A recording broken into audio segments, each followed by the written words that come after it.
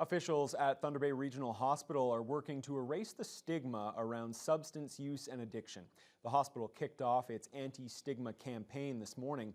It's meant to bring awareness and educate staff on appropriate strategies when caring for patients with mental health or addiction issues. Jessica Clement has the details.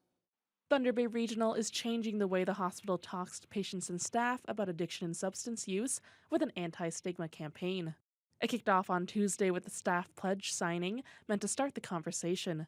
Substance Use and Addiction Training Project co-lead Joelle Macy says stigma can discourage people from seeking care. The big issue that everyone, that we know or understand is that stigma is preventing people from accessing care in the hospital.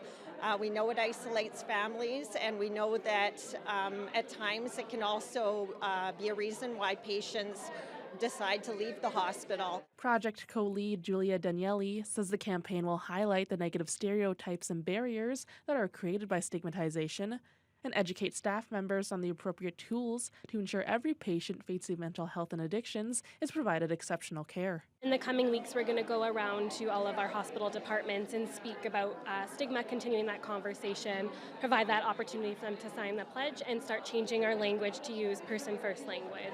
We start saying it's a patient with a substance use disorder, not an addict, not some of the other derogatory words that are being used.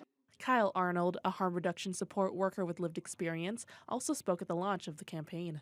He says after facing 2 decades of stigma, he knows how harmful it could be. He hopes the campaign will have a positive impact on the community.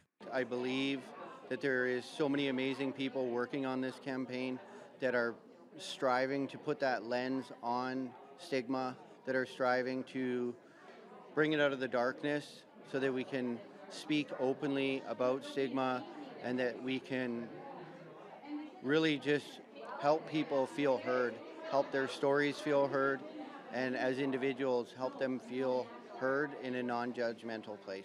Jessica Clement, TBT News.